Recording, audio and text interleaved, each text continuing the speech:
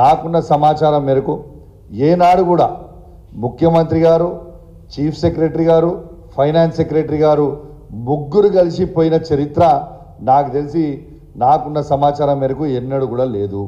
అసలు ఈ గవర్నమెంట్ ఉన్నదా లేదా, ఇలా బాధ్యతగా ఇదేమన్నా అయితే గిట్లా ఇప్పుడు గురుకులం గురించి చెప్పారు, దీనికి ఫైనాన్షియల్ అసిస్టెన్స్ ఇవ్వాలి. ఎవరు ఇవ్వాలి? సెక్రటరీ, ఫైనాన్స్ సెక్రటరీ గారు ఇవ్వాలి. ఎక్కడున్నారు ఫైనాన్స్ సెక్రటరీ గారు? అమెరికాలో ఉన్నారు. ఫ్లైట్లో పోయినరు. ఇలా జుమ్ అని తీసుకొని పోయి మంచిగా ఇట్లా ఎగురుకుంటా జుమ్ అని పోయి మన ముఖ్యమంత్రి గారు, చీఫ్ సెక్రటరీ గారు, ఫైనాన్స్ సెక్రటరీ గారు పోయి అమెరికాలో ఉన్నారు. నేను ఒక్కటే అడుగుతున్నా ఈ ముఖ్యమంత్రి గారిని, మీరేమైనా అమెరికా ప్రెసిడెంట్ కాంటెస్ట్ చేద్దామని ఆలోచనలో ఉన్నారా అని అడుగుతా ఉన్నాను రేవంత్ రెడ్డి గారిని. అసలు ఇక్కడ ప్రజలందరూ ఇబ్బంది పడుతూ ఉంటే ఎంజిఎం హాస్పిటల్లో నిన్న కుక్కలు గరిచి ఒక చిన్నారి పుట్టిన అబ్బాయిని చంపేసినాయని వస్తూ ఉంటే ఒక్కరు కూడా స్పందించరే. అసలు ఈ ముఖ్యమంత్రి గారిని ఇంకో ప్రశ్న నేను అడగాలన్నా అనుకుంటున్నాను. తను ఏమన్నాడు? తను పిసిసి ప్రెసిడెంట్గా ఉన్నప్పుడు ఎన్ఆర్ఐలని ఏమన్నాడు? నాన్ రిలయబుల్ ఇండియన్స్ అన్నాడు. మరి అదే ఎన్ఆర్ఐల దగ్గరికి ఎలా పోయినావు కదా నువ్వు? మరి వాళ్ళు నాన్ రిలయబుల్ ఇండియన్సేనా? మరి మీరు నాన్ రిలయబుల్ ఇండియన్స్ దగ్గరికి పోయినప్పుడు నాకు కొందరు అమెరికా నుంచి నా ఉన్న ఫ్రెండ్స్ కానీ నా కజిన్స్ కానీ ఫోన్ చేస్తూ ఉన్నారు. మరి మమ్మల్ని ఈయన నాన్ రిలయబుల్ ఇండియన్స్ అని ఆనాడని ఇవాళ మా దగ్గరికే వస్తున్నాడు కదా, మరి ఈ రేవంత్ రెడ్డి గారైన నాన్ రిలయబుల్ ఇండియన్ని మేమెట్లా నమ్మి పెట్టుబడులు పెట్టాలి అని ఇవాళ అమెరికాలో ఇదొక పెద్ద చర్చ అయిపోయిందని చెప్పి సందర్భంగా తెలియజేస్తూ ఉన్నాను. వాస్తవంగా చెప్పాలంటే రేవంత్ రెడ్డి గారు కేవలం షో పుటప్కి పోతూ ఉన్నాడు తప్పితే ఆడ ఇన్వెస్ట్మెంట్స్ వచ్చేది లేదు, ఏం లేదు. మొన్న గోడీ వచ్చింది, 8,000 కోట్లు తెచ్చిన డావోస్ నుంచి చెప్పిండు. ఇలా గోడీ లేదు, బోడీ లేదు. ఈయన అన్ని బోడీ మాటలు పెట్టుడు, బోడీ మాటలు చెప్పుడు తప్పితే ఆడ గోడీకి ఉన్న ఇన్వెస్ట్మెంటే వాళ్ళకి టర్న్ ఓవరే లేదు. 8,000 కోట్ల రూపాయల ఇన్వెస్ట్మెంట్ వచ్చిందని చెప్పిండు. ఇది స్వయంగా మా మాజీ మంత్రివర్యులు కేటీఆర్ గారే చెప్పారు అసెంబ్లీలో. అసలు గోడీ అనే దానికి టర్న్ ఓవరే లేదు, 8,000 కోట్ల ఇన్వెస్ట్మెంట్ వచ్చిందని ఎట్లా వచ్చిందని చెప్పండి అని చెప్పిండు. అంటే రేవంత్ రెడ్డి గారు చేసే పనులేంది? గోడీ వచ్చిందని చెప్పుడు, ఆ అన్ని బోడీ మాటలు చెప్పుడు. నంబర్ 1. నంబర్ 2, రెండోది ఇవాళ ఏం చేసిండు?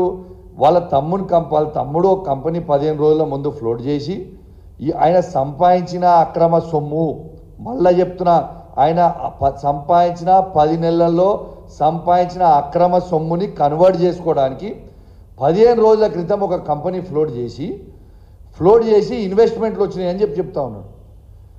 ఇవాళ కావాలంటే ఆ బర్రెని ఈయనే కొనుక్కోవచ్చు. ఆ బర్రె ఎక్కడైతే 5 లీటర్ల పాలు ఇస్తుంది ఆ బర్రెని ఈయనే కొనుక్కోవచ్చు. ఆ బర్రె అమెరికా బర్రె అని చెప్పి ఇది 50 లీటర్ల పాలు ఇస్తుంది రాబాయ్ అని చెప్పి అమ్ముతా ఉన్నాడు.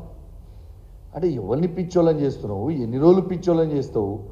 ఇది ఏం పద్ధతి అని నేను ఈ ముఖ్యమంత్రి గారు నేను అడుగుతా ఉన్నాను.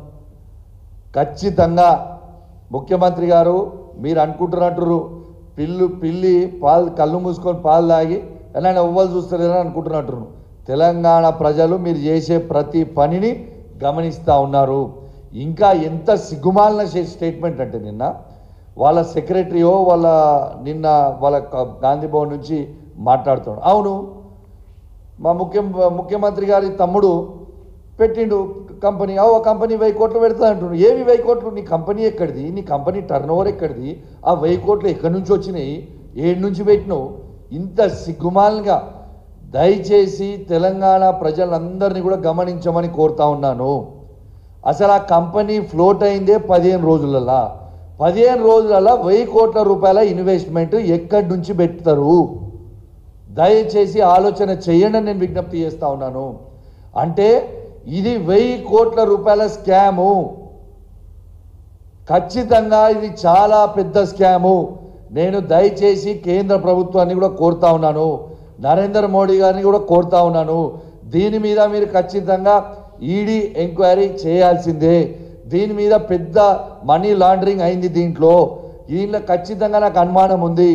ఎందుకంటే మీరు ఆలోచన చేయండి, 15 రోజులల్లా కంపెనీ ఫ్లోట్ చేసి 15 రోజులలో 1000 కోట్ల రూపాయల ఇన్వెస్ట్మెంట్ చేసినామని అంటే ఇది స్కామా కాదా? ఒక్కసారి మీరు ఆలోచన చేయండి. మరి ఈ 15 రోజులలో 1000 కోట్ల ఇన్వెస్ట్మెంట్ చేసే అన్ని పైసలు వస్తే అది ఏం మంత్రం ఉన్నదో నాకు చెప్తావా కొంచెం? మరి మీరు కూడా మా ఉన్న మాజీ మంత్రుల్లాగా మీరు కూడా ఏమైనా బంగారు గుడ్లు కానీ లేకుంటే బంగారు భూములు కానీ ఏమైనా తయారు చేసిర్రా? మరి మాకైతే అర్థమవుతలేదు. ఖచ్చితంగా దీని మీద ఎంక్వైరీ జరగాలి. This is a very very serious issue. This is a serious concern for the state of Telangana. ఇది చాలా సీరియస్ ఇష్యూ. ఎందుకంటే ఇలా ఎంత అవినీతి జరుపుతున్నది. 10 రోజులు కాలే. మా మొన్న క్రిషాంక్ గారు చెప్పినట్టు 10 రోజులు కాలే 7 స్కాముల.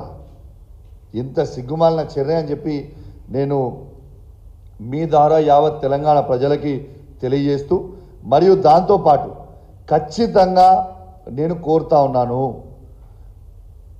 అసలు మెడికల్ డిపార్ట్మెంట్ ఉన్నదా లేదా? అసలు హెల్త్ మినిస్టర్ గారు ఉన్నారా లేదా? అసలు ఈ ముఖ్యమంత్రి గారు ఉన్నారా లేదా? అసలు నా హుజరాబాద్ నియోజకవర్గంలో 100 బెడ్ హాస్పిటల్ ఉంటుంది. అద్భుతంగా నడుస్తుంది. మా కేసీఆర్ గారి ప్రభుత్వం ఉన్నప్పుడు, మా ప్రభుత్వం ఉన్నప్పుడు మేము నెలకి 200 డెలివరీలు చేసేది. హుజరాబాద్లో 200